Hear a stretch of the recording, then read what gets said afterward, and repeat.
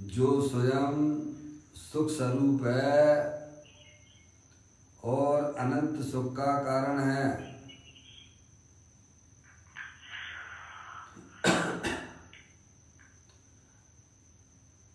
अनादि काल से हमारे आपके आत्मा में पर को अपना जानने वाली, पर को अपना मानने वाली, पर के साथ संबंध रखने वाली ऐसी मोह राग देश रूपी अपवित्र रूप पर्याय प्रकट है, जो स्वयं दुख स्वरूप है और अनंत दुख का कारण है। ऐसी मोह राग देश रूपी अपवित्र रूप पर्याय का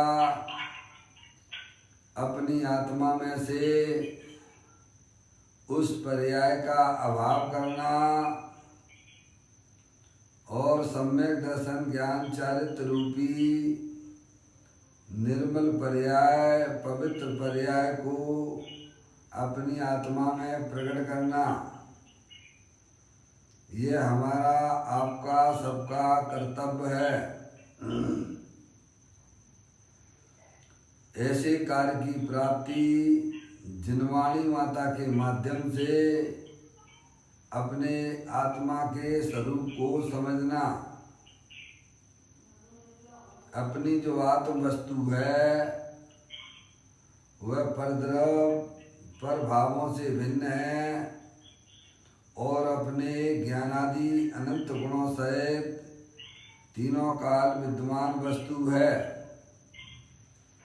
इस प्रकार से माँ जनवाणी माता के माध्यम से अपने आत्मा को जानना, तत्पश्चात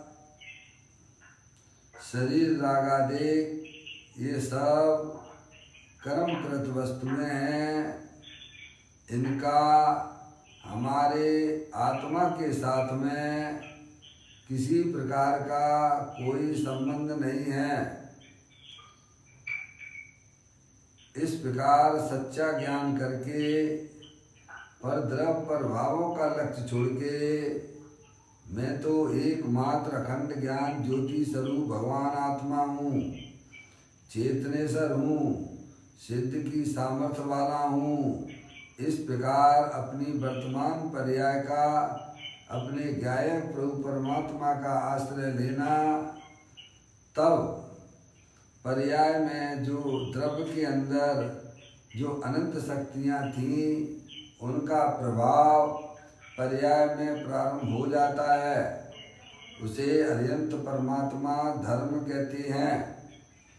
देखिएगा उसकी चर्चा आचार्य भगवंतों ने एक एक गाथा, एक एक कलश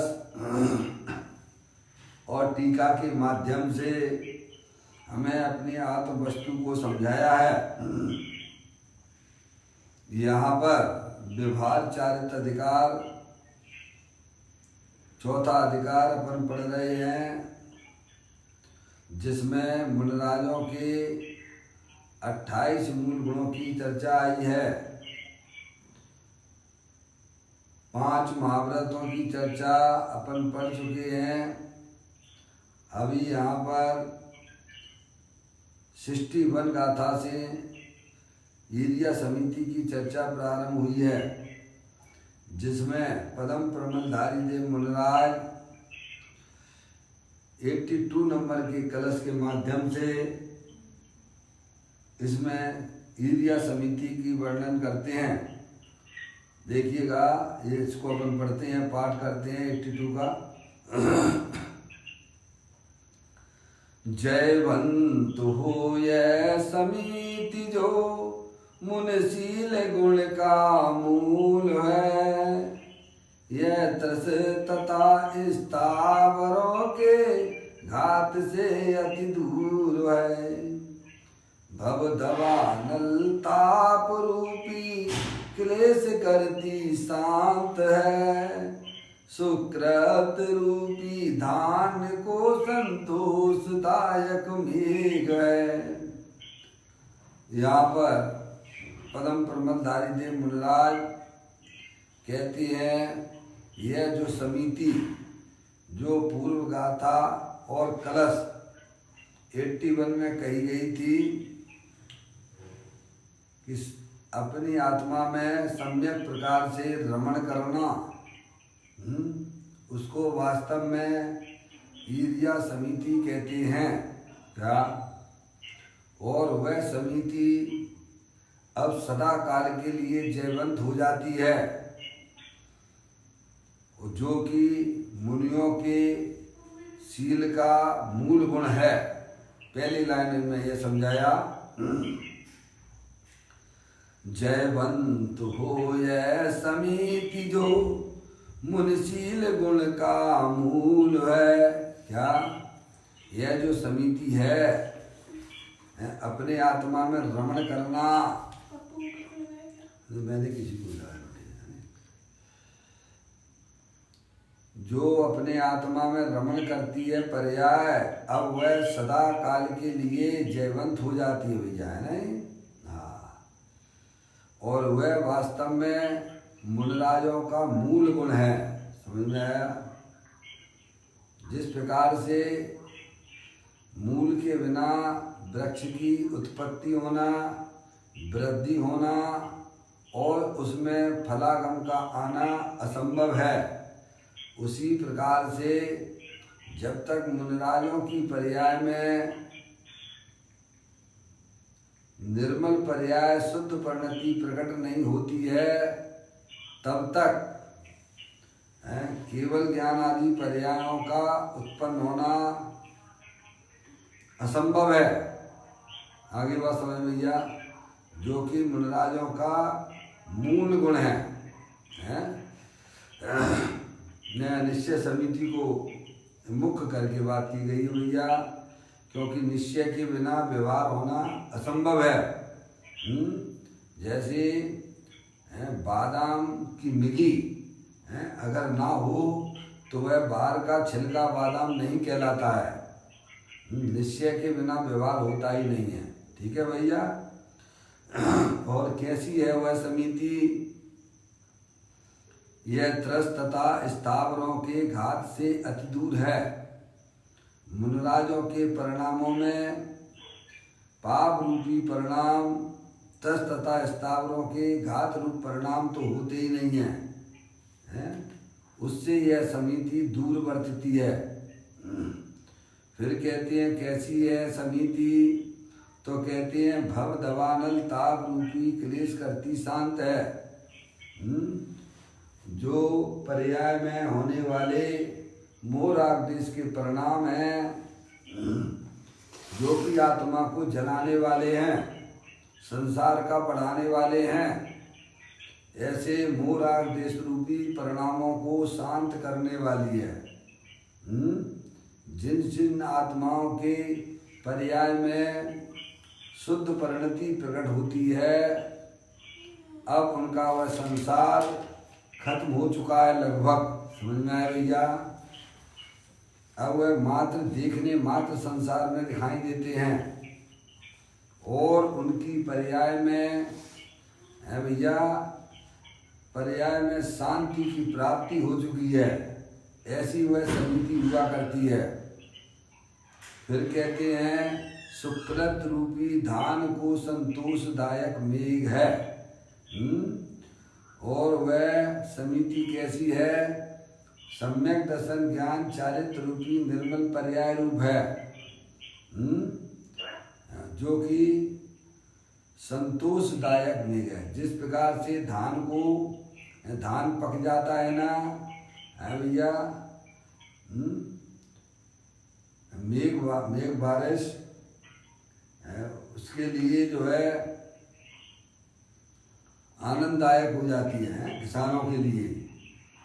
ऐसे ही आत्मा में जो सम्यक दर्शन ज्ञान चारित्र रूपी पर्याय प्रकट होने पर है भैया, सुख शांति को देने वाली है। देखिएगा यहाँ पर यह चर्चा अपन ने मूल में पद्म प्रमलधारी देव मुनिराज की पढ़ी। अब यहाँ पर प्रवचन रतन नगर चिंतामणि प्रवचन रतन चिंतामणि के माध्यम से पूज्य गुरुदेव श्री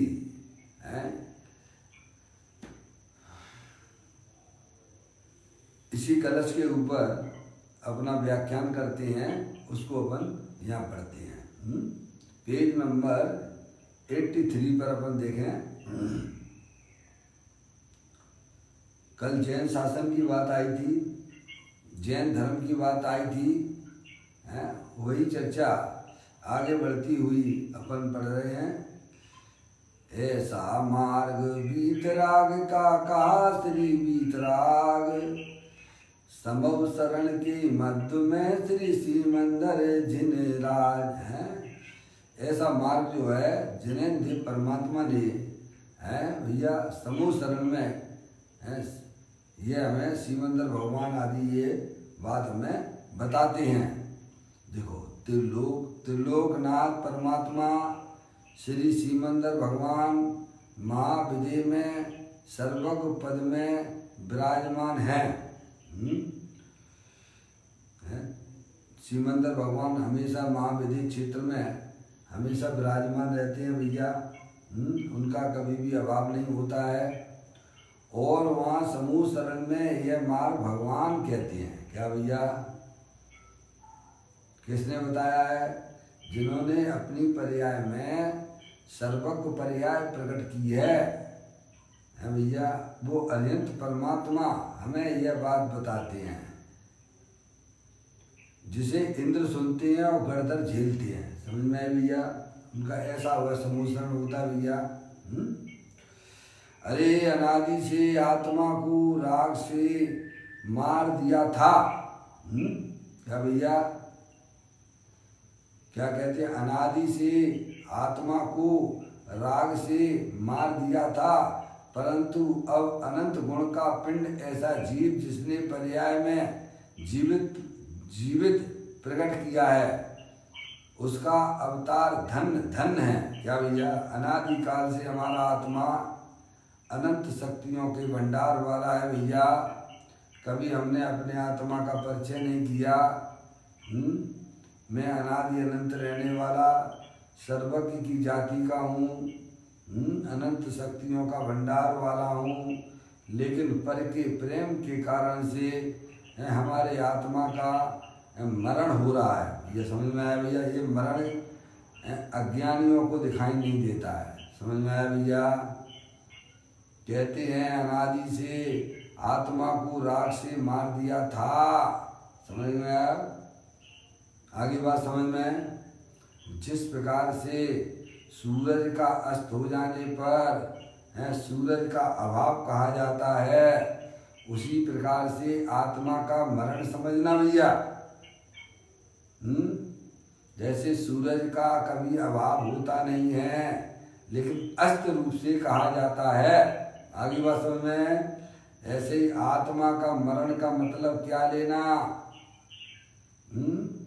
पर्याय में उसका मरण हो रहा है। किनके कारण से हो रहा है? मोह राग द्वेष के परिणामों से हो रहा है। क्या भैया? बात समझ में आ रही है भैया? एक एक बात को, एक एक शब्दों को बड़ी गहराई से समझने का प्रयत्न करना। किस अपेक्षा से कौन सी बात कही जा रही है? अजय भैया, सभी लोग लाइन पर आ गए क्या लगभग? हैं? डॉक्टर साहब देखें, सुने। कहते हैं अरे अनादि से आत्मा को राग से मार दिया था। है भैया? ये भाव मरण, ये भावकरण सदियों से करता आया है। ये कोई आज की कहानी नहीं है। अनादि काल से हम अपने आत्मा को भूल रहे हैं, अपनी अनंत शक्तियों को भूल रहे हैं। निरंतर पर द्रव्यों से प्रेम कर करके हमने अपनी आत्मा में, अपनी पर्याय में कचरा इकट्ठा कर लिया है भाई।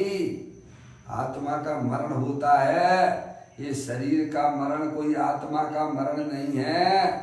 अरे तुम आत्मा हो, शरीर नहीं हो। शरीर तो तुमसे तीनों काल भिन्न है? बात समझ में आ रही है भैया कि नहीं आ रही है?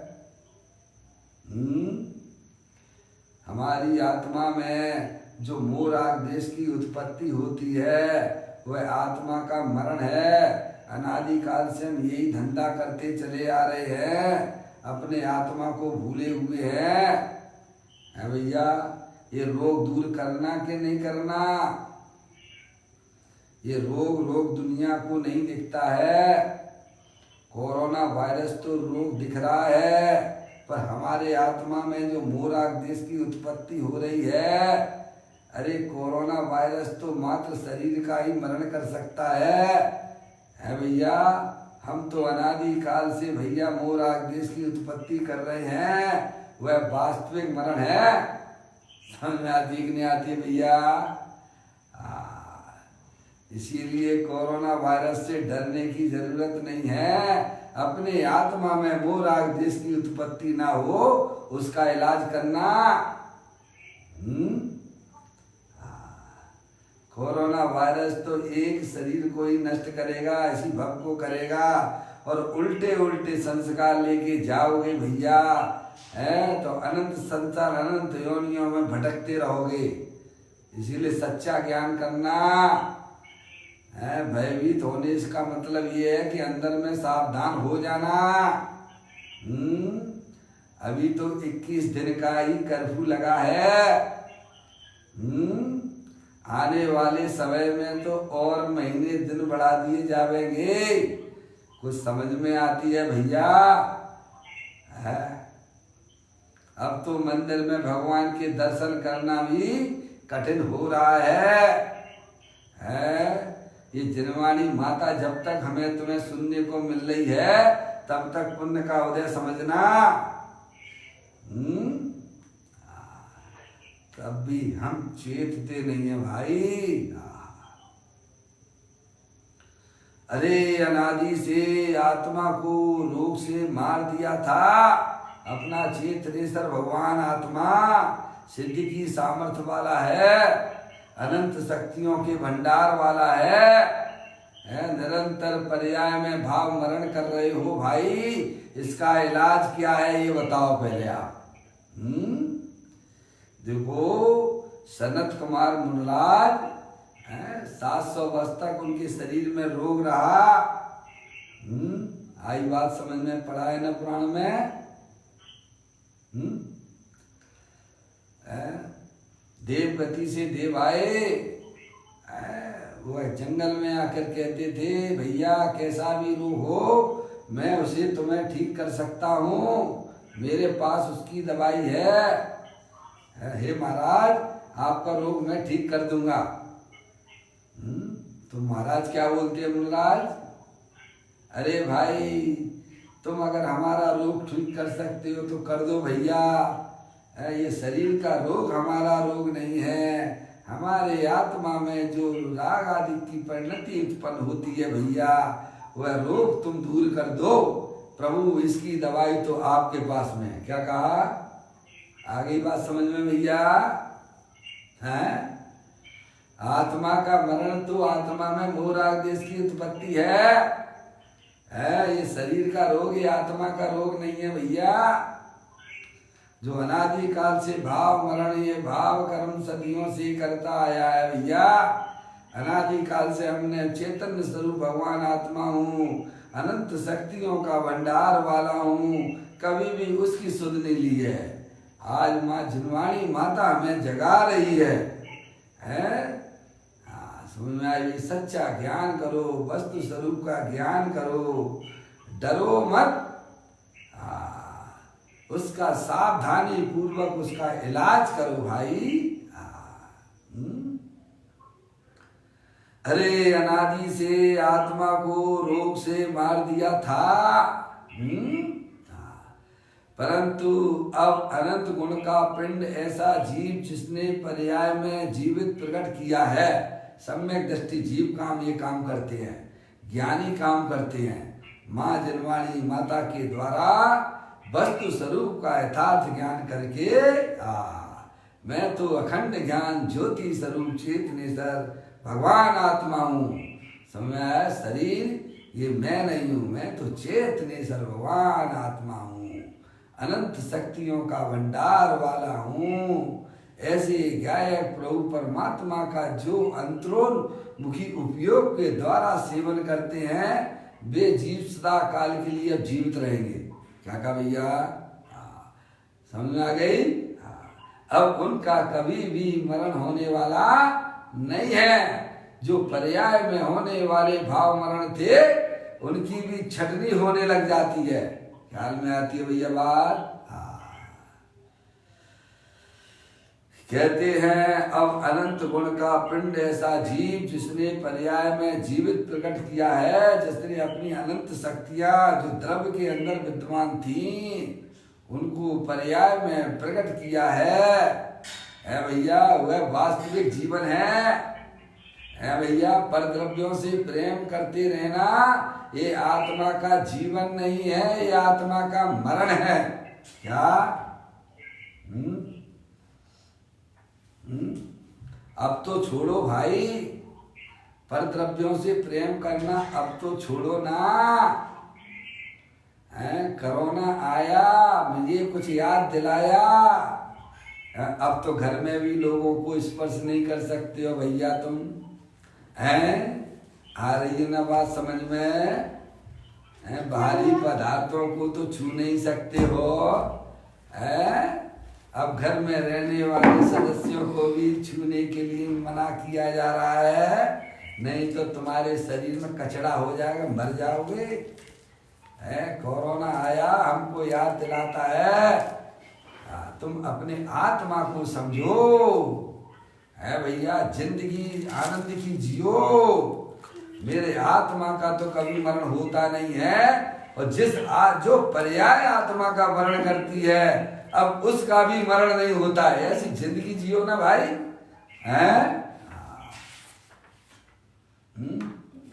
अभी तो कुछ लोग कहने लगे भाई एक और चीन में जाके एक और वायरस आ गया है भैया।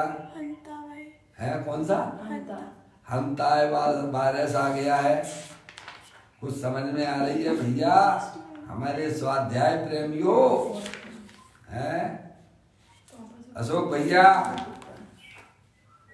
एक और वायरस आ गया है भैया, हंता वायरस आ गया है। नए रोग पैदा हो रहे हैं भैया, किससे बचोगे भैया? पानी में रहने वाला कछुआ भैया, उसको बाहरी पदार्थ, बाहरी कौवे पक्षी आदि को उसकी गर्दन को छेड़ते हैं, टोका मारते हैं। समझ में आया कि नहीं आया? तो उसे बड़ी तकलीफ होती है। उन सब से बचने का एक ही उपाय था कि वह अपनी गर्दन को अपने शरीर के अंदर ले जाएगा तो बारी सारी तकलीफें दूर हो जाती हैं भैया। ऐसे तो नाना प्रकार के वायरस आएंगे भैया, अभी तो स्टार्टिंग है। इन सब से बचने का एकमात्र सच्चा उपाय है कि वस्तु स्वरूप की व्यवस्था को समझना। मैं चेतनेश्वर भगवान आत्मा हूँ, अनंत शक्तियों का भंडार वाला हूँ। अपनी चीज को ग्रहण करना, अपनी वस्तु को ग्रहण करना, अपने आत्मा का स्पर्श करना भैया।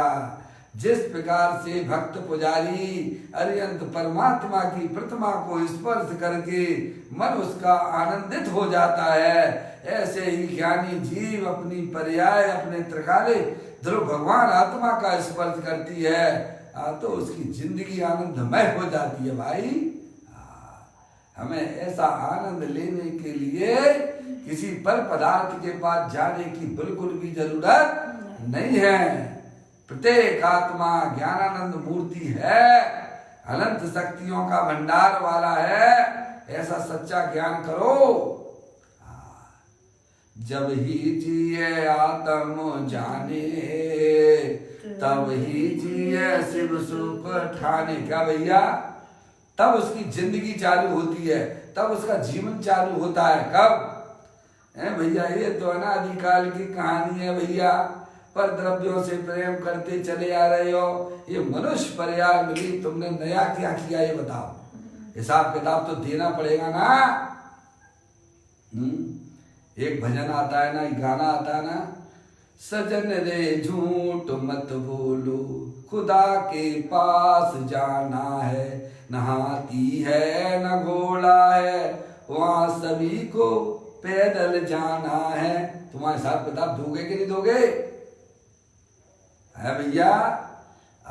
अभी चेत जाने की बात है भैया। है, हमें अपने आप को हिसाब देना होगा। क्या भैया? है भैया?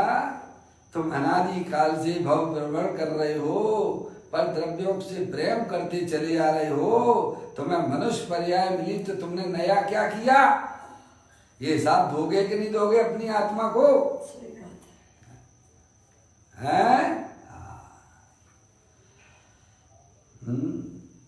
आया समझ में भैया? जिंदगी उसे कहते हैं जो अपनी आत्मा के साथ में रहते हैं, जो आत्मा को, अपने आप को सर्वो सर्वो सब कुछ जानते हैं।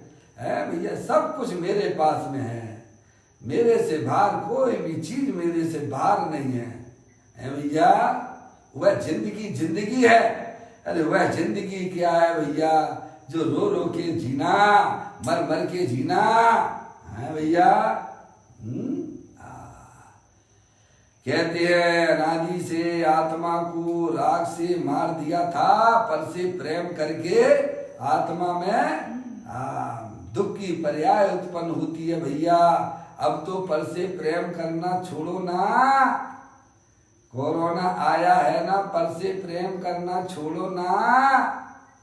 अपनी आत्मा से प्रेम करो भैया।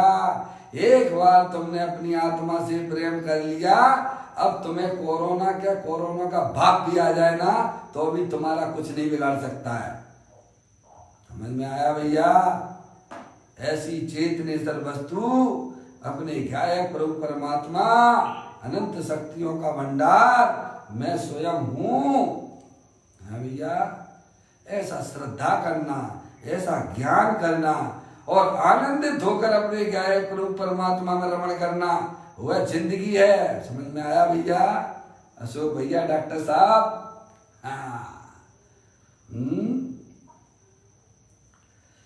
अरे अनादि से आत्मा को रोग से, अनादि से आत्मा को राग से, राग से कैसे है भैया? राग राग राग, प्रेम प्रेम, पर द्रव्यों से प्रेम करना। अब देखो भैया, जो पर से प्रेम कर रहे हैं उन्हें तो अब ऐसा जिंदगी जीना दुष्कार हो गई है। क्या हो रही है भैया? अब क्या करें, बाहर तो निकल ही नहीं सकते। अब क्या करें, अपने यार और दोस्तों से कैसे मिलें? अरे भाई, तुमने ऐसी गलती क्यों की है? अपनी आत्मा को समझ लेते तो आनंद में रहते प्रभु। अभी भी कुछ बिगड़ा नहीं है भैया? अभी भी समझने का पूरा पूरा मौका है। यात्रा अभी आगे बहुत है। जितना भूत निकल गया है वो भविष्य के कोने में पड़ा हुआ है। समझ में आया? अनादि से आत्मा को राग से मार दिया था, परंतु अब अनंत गुण का पिंड, ऐसा जीव जिसने पर्याय में जीवित प्रकट किया है, अपनी अनंत शक्तियां जिन्होंने अपनी पर्याय में प्रकट किया है, उसका अवतार धन्य है। धन्य है। क्या भैया? है?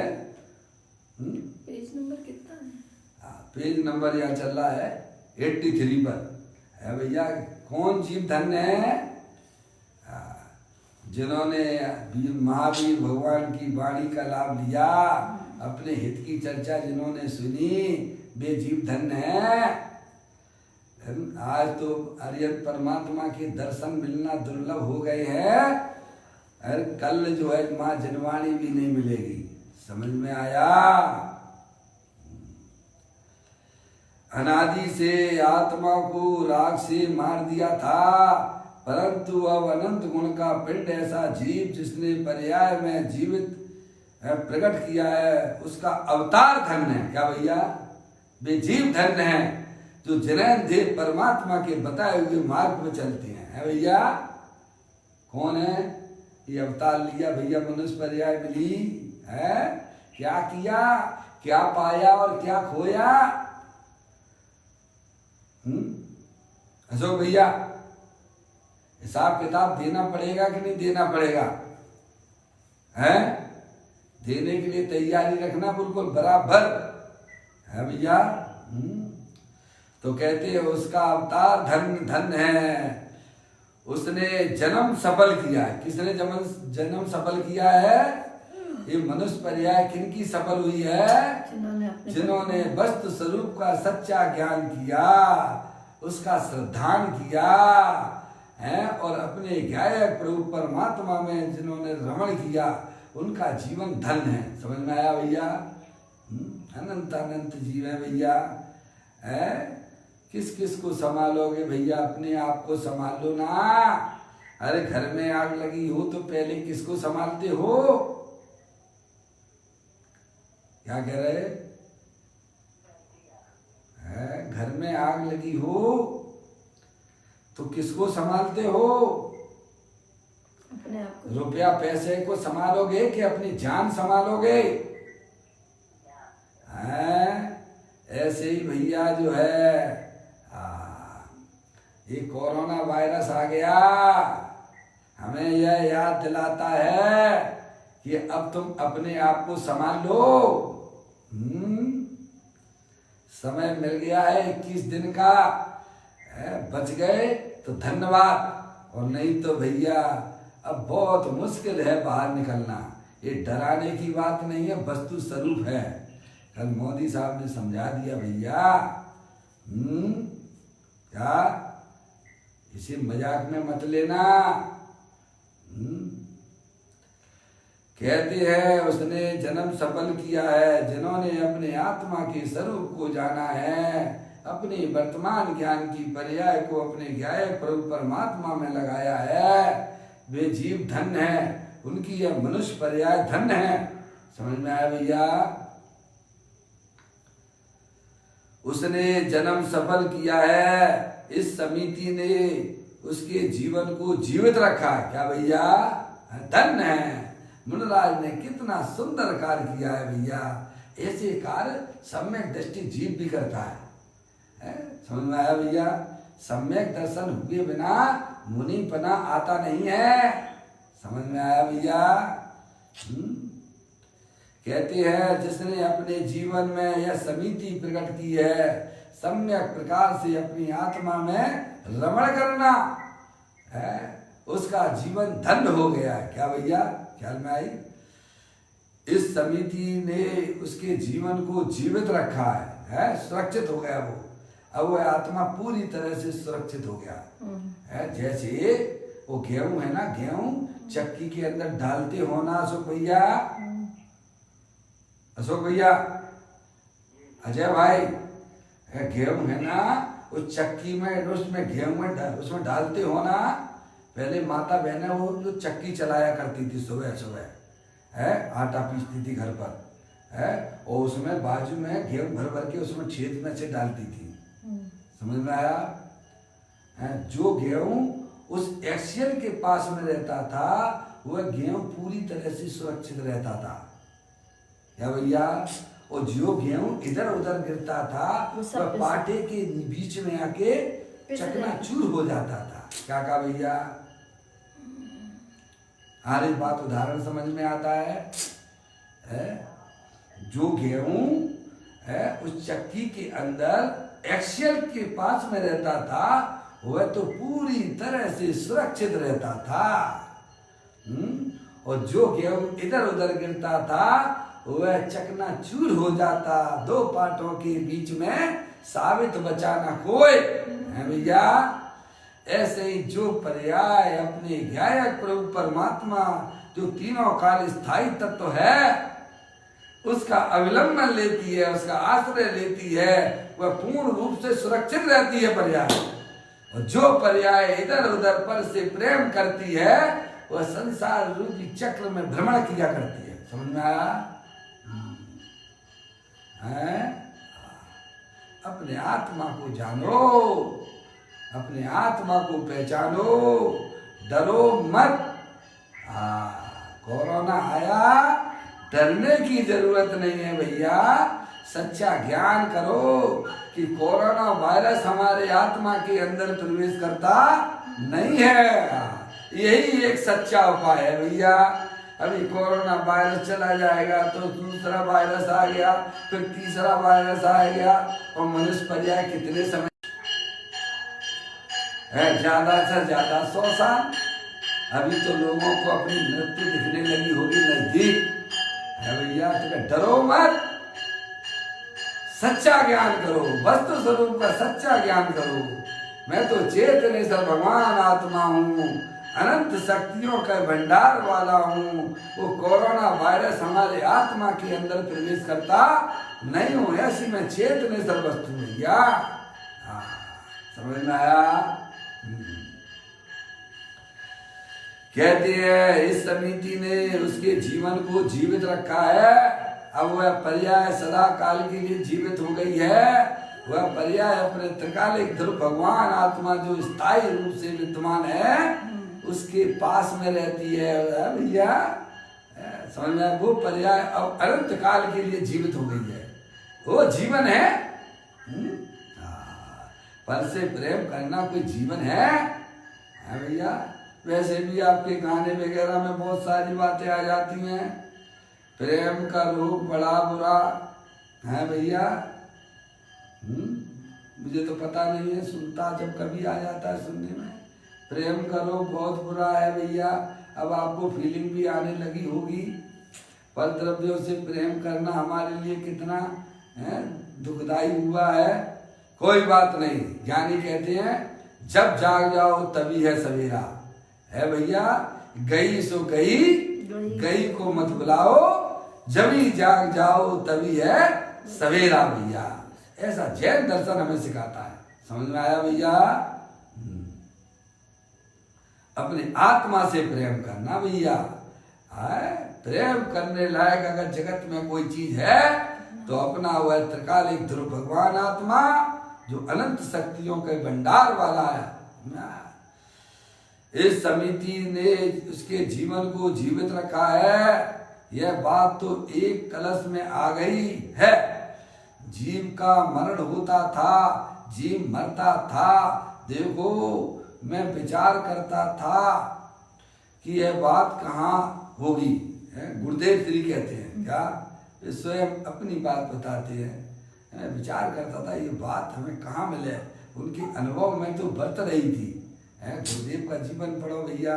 गुरुदेव है देखो श्वेतांबर संप्रदाय में पैदा हुए और दीक्षा भी ले ली थी, लेकिन पर्याय में शांति प्राप्त नहीं हुई। क्या भैया? उन्हें वह धर्म जो है भैया ऐसा लगता था ये कोई धर्म नहीं है। बर्तन साफ करना भैया है भैया, भिखारियों की तरह घूमते रहना भैया, ये जीवन जीवन नहीं है। जीवन तो कुछ और है। शांति के लिए उन्होंने अंदर में उनको खटकती थी। बैर मुक्ता वास्तव में जीवन नहीं है। पर ये बात कहाँ मिले? समय सार जिमला हो उनके गुरु ने है भैया। उनके गुरु ने कहा था कि जो बर्तन मांजते तो कहने जो बर्तन मांजना मुझे अच्छा नहीं लगता, कहना बिना बर्तन वाला गुरु ढूंढ लो। ऐसे उनके गुरु गुरुदेव श्री कहते थे ये बर्तन मांजना मेरे को अच्छा नहीं लगता। तो वो उनके गुरु बोले श्वेतांबर संप्रदाय की बात करते तो बिना बर्तन वाला देख लो भैया, गुरु ढूंढ लो बिना बर्तन वाला। क्या भैया है? समझ में आया? अपने अपने जीवन की घटनाओं को याद करो भाई। मेरा जीवन कैसा गया है? क्या मुझे पर द्रव्यों की तरफ भागते भागते कभी सुख की पर्याय मिली है क्या? गुरुदेव श्री को तो खटकता था तो उन्हें जैन दिगंबर जैन धर्म मिल गया, समय सारजी मिल गया। पर हमें इन चीजों की जरूरत हो तो मिलेगा ना प्रभु। सहज में मिल जाता, हम उसकी कीमत नहीं करते हैं प्रभु। कहते हैं मैं विचार करता था, गुरुदेव जी कहते मैं विचार करता था कि यह बात कहाँ होगी है, पर्याय में शांति कैसे प्रकट होगी भैया। ऐसा उनका जीवन था और उन्हें मिला कि नहीं मिला है? जहाँ चाय मराए है वहाँ यही कलश आया, वहाँ यही कलश आया। देखो कुदरत भी सामने है ना। समय सार कलश टीका का 28वां कलश, समय सार कलश टीका का 28वां कलश है। उसमें कहते हैं जैसे ढकी हुई निधि प्रकट की जाती है, उसी प्रकार जीव द्रव प्रकट ही है। क्या भैया है? ढकी हुई निधि प्रकट की जाती है। जब खजाना मिल जाए ना भैया, ढका था ऊपर से है, ऐसे ही भगवान आत्मा तो प्रकट है। सूरज का अभाव होता है कभी क्या है? बादल की आग से ढके ऐसे ही अपना भगवान आत्मा है, अनादि अनंत प्रकट रूप से है। पर मोहियों को नहीं दिखता। इसमें क्या किसका दोष किसका है? जैसे जन्मांध अंधा हो व्यक्ति, उसे सूरज तमतमाता हुआ नहीं दिखता है, तो सूरज का दोष है क्या है भैया? ऐसे ही मोही जीवों को भगवान आत्मा दिखाई नहीं देता है, तो कोई भगवान आत्मा का भैया है कोई दोष नहीं है। वह तो हर समय प्रकट रूप से ही है। ज्ञानियों को तो प्रकट रूप से दिखता है भैया।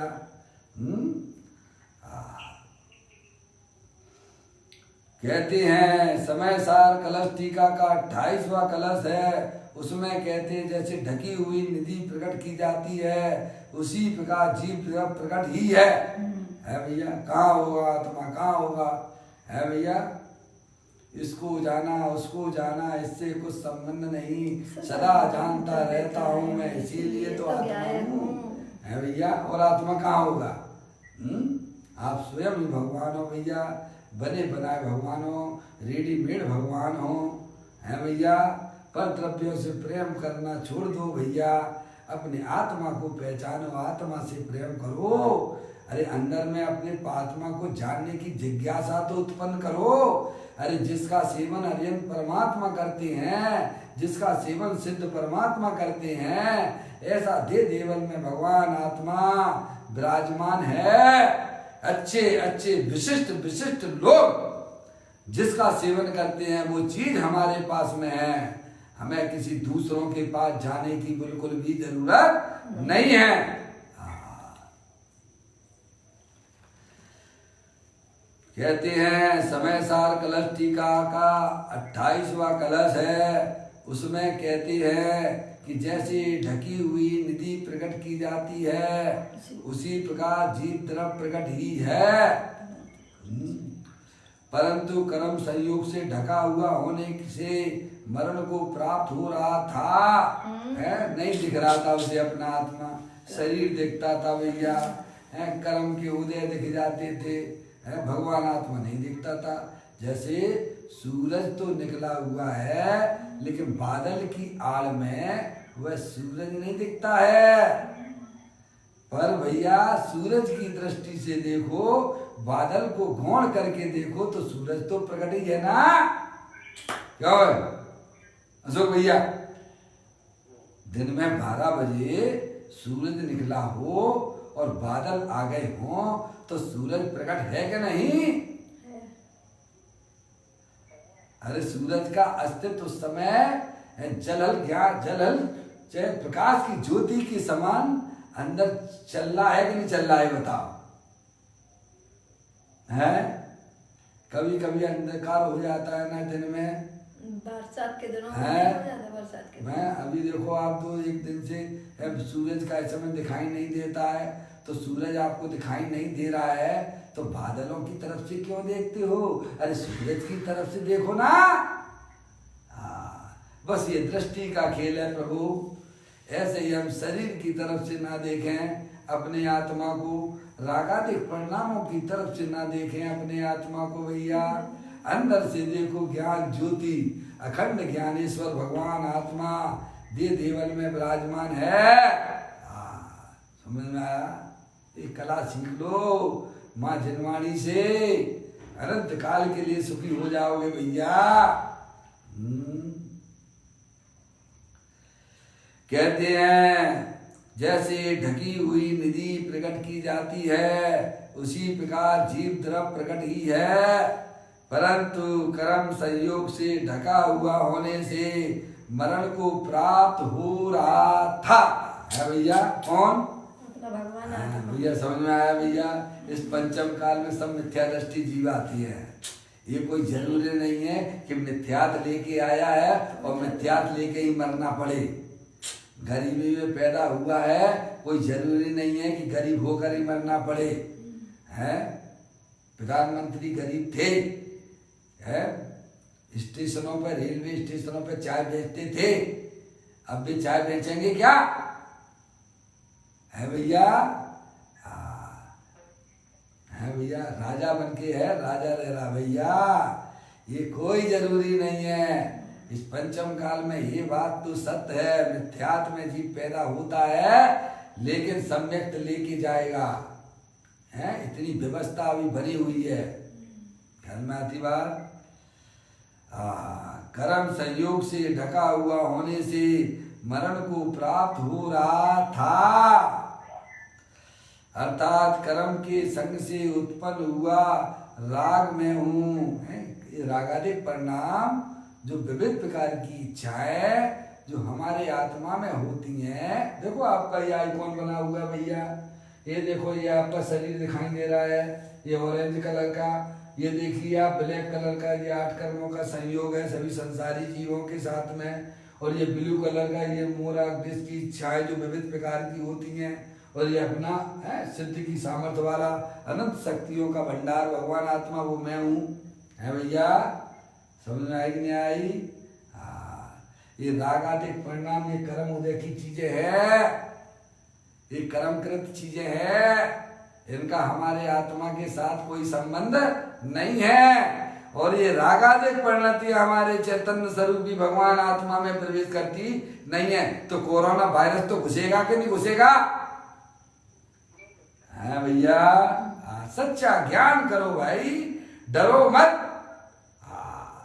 वस्तु स्वरूप का सच्चा ज्ञान करोगे, तुम्हारा आत्मा, तुम्हारा जीवन निहाल हो जाएगा। है अनंत काल के दुखों का अभाव हो जाएगा भाई। है जब रागादिक परिणतियां भी हमारे आत्मा के अंदर प्रवेश नहीं करती हैं, है भैया, तो कोरोना वायरस तो बहुत दूर है ना प्रभु, घबराते क्यों हो? है समझ में आया? मैं तो चेतनेश्वर भगवान आत्मा हूँ, अमूर्तिक प्रदेशों का पुंज हूँ, प्रसिद्ध ज्ञानादि गुणों का धारी हूँ। ऐसी अनादि अनंत वस्तु मैं हूँ। मैं ज्ञानेश्वर हूँ, मैं चेतनेश्वर हूँ, मैं सिद्धि की सामर्थ्य वाला हूँ। ऐसा अंतरोल उपयोग के द्वारा अपने गायक प्रभु परमात्मा का वर्णन करना।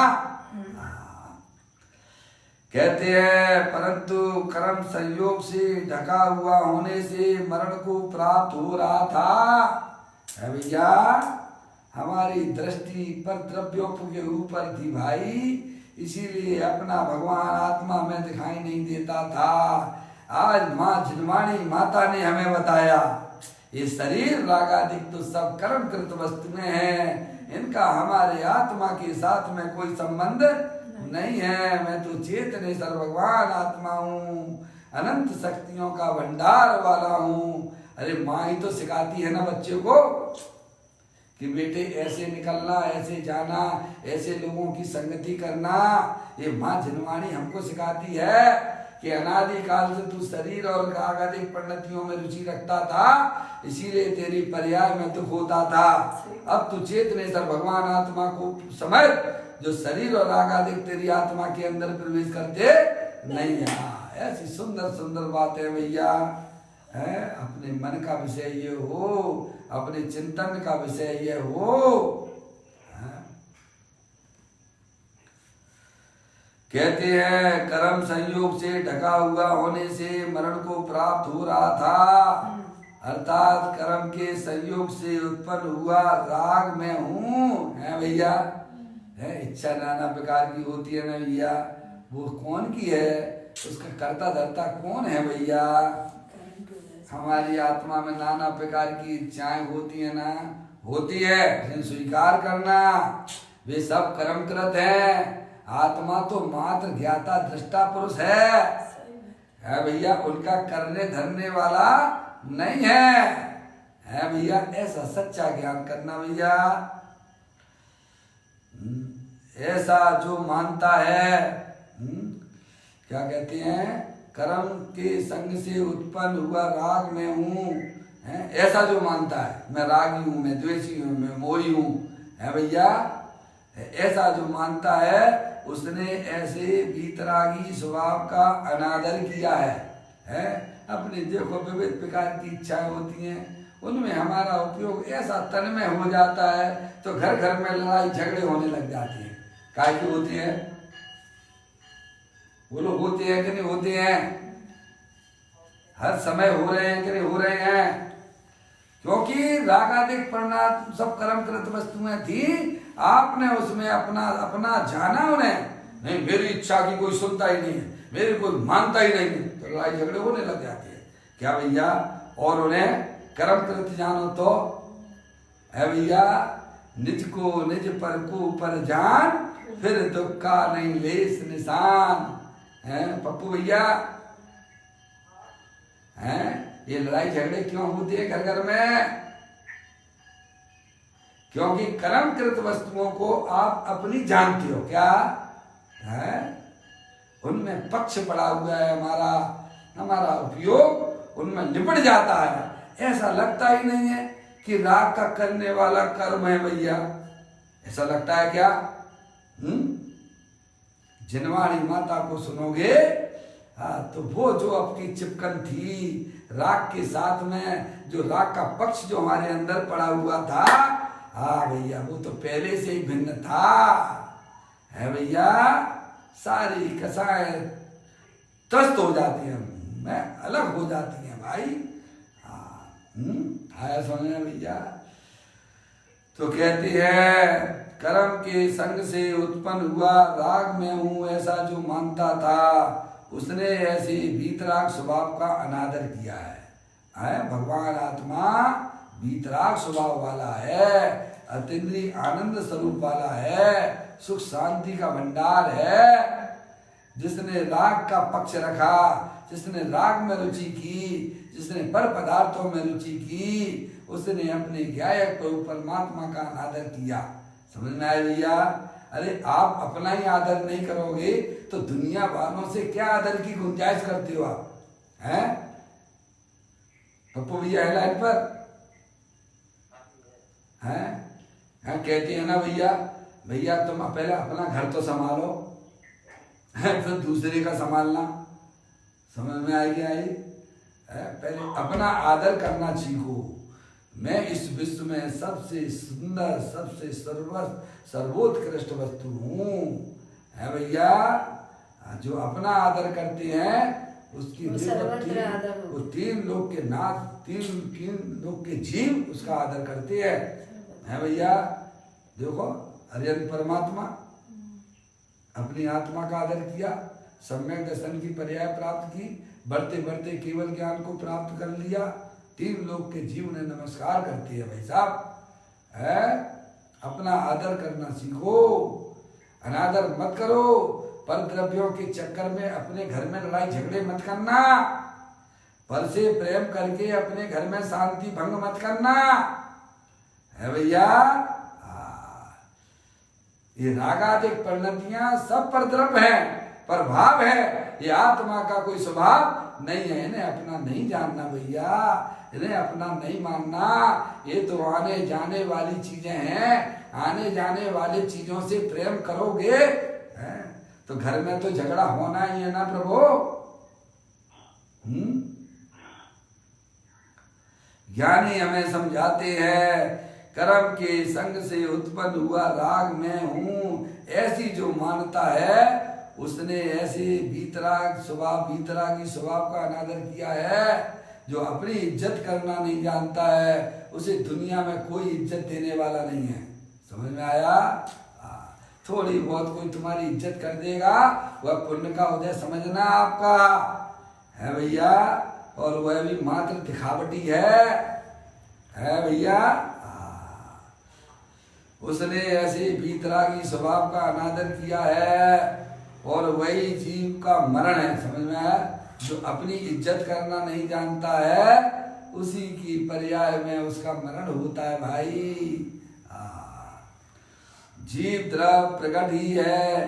कहने का आशय यह है कि पूर्ण ज्ञायक स्वभावी प्रभु आत्मा का अर्थात अनंत गुण रूप जीव का जीवन त्रिकाल रहने वाला है। उसका कभी जन्म नहीं होता है, मरण नहीं होता है भैया।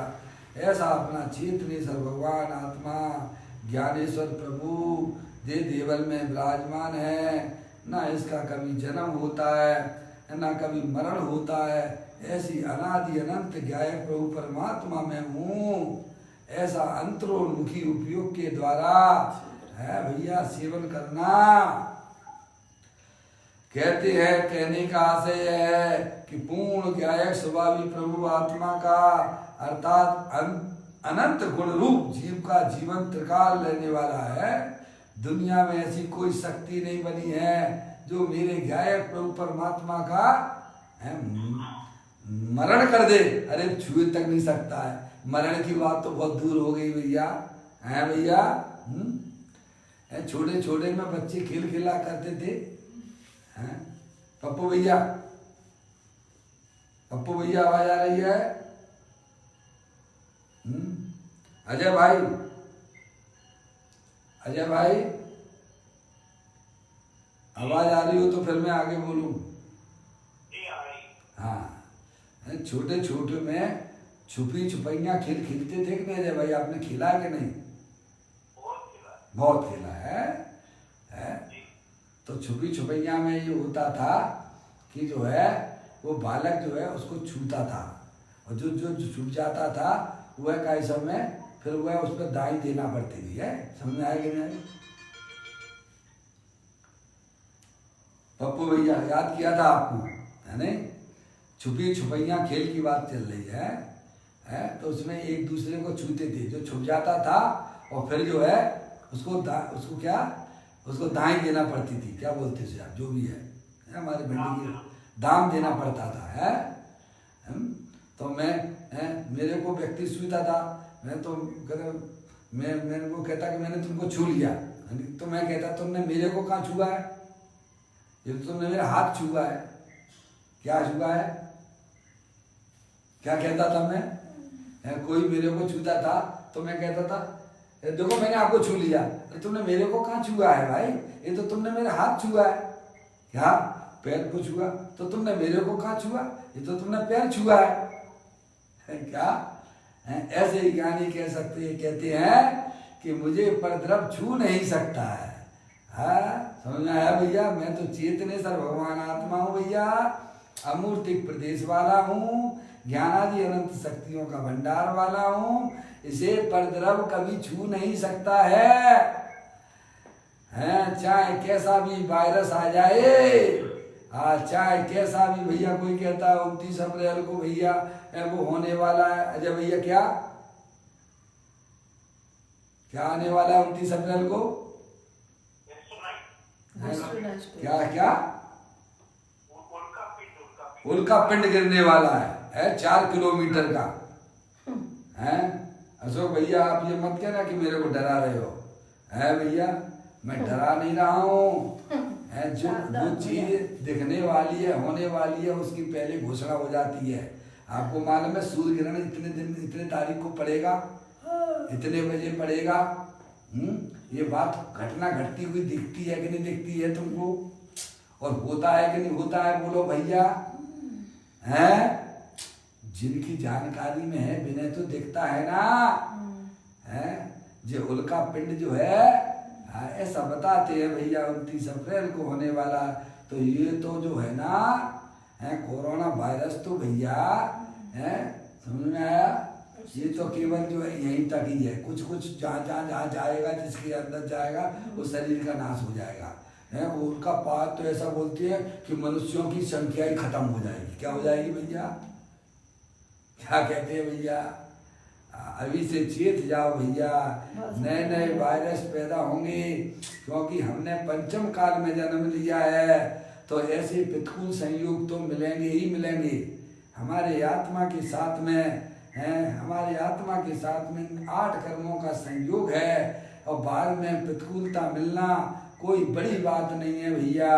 हैं देखो, विभीषण ने कहा था ना, अगर मैं झूठ बोलूं तो पंचम काल का मनुष्य हूं। क्या कहा? बात समझ में आती है? यानी पंचम काल के मनुष्य होना ये अच्छी बात नहीं है। या हमें आपको जो प्रतिकूलताएं मिल रही हैं वो हमारे कर्म के उदयों का फल है, इसमें किसी दूसरे का दोष नहीं है। ऐसी बड़ी बड़ी घटनाएं आपको बहुत सुनने को मिलेंगी भैया। अभी से जागृत हो जाओ, अभी से चेत जाओ, अपने आत्मा स्वरूप को पहचानो, माँ जिनवाणी माता का ज्ञान करो। माँ जिनवाणी माता से भैया कि मैं तो चेतनेश्वर भगवान आत्मा हूँ, मेरे पास में किसी भी पर द्रव्य का जहाँ प्रवेश होता नहीं है, ऐसा मैं भीतराग विज्ञान घन स्वरूप हूँ। पूरा करता हूँ भैया। जीव द्रव्य प्रकट ही है, कहने का आशय है कि पूर्ण ज्ञायक स्वभावी प्रभु आत्मा का अर्थात अनंत गुण रूप जीव का जीवन त्रिकाल रहने वाला है, अर्थात वह त्रिकाल जीवित तत्व है। जैसे श्री सीमंदर स्वामी को जीवंत स्वामी कहा गया है, क्योंकि वे जीवंत अर्थात विद्वान हैं, जबकि महावीर भगवान आदि मोक्ष पधार चुके हैं। इसीलिए बयाना में श्री सीमंदर भगवान को जीवंत स्वामी कहा है, बयाना में। वो बयाना नाम की कोई जगह होगी भैया, है? बयाना में आज से 516 वर्ष पूर्व की श्री सीमंदर भगवान की एक प्रतिमा विराजमान है। बयाना नाम की जगह है 516 वर्ष पूर्व की सीमंदर भगवान के। लोग कहते नहीं सीमंदर भगवान कहाँ से आ गए, ये सोनगढ़ वालों ने, है समझ में आए हैं? लोग आक्षेप लगाते नहीं सोनगढ़ वालों पे, हैं? ये सीमंदर भगवान तो 24 होती है, ये सीमंदर भगवान कहाँ से आ गए? है 516 वर्ष पूर्व की। क्या भैया, तब तो सोनगढ़ का जन्म भी नहीं हुआ था। सही बात है भैया, तो वहां जाके देख लेना। बयाना में आज से जब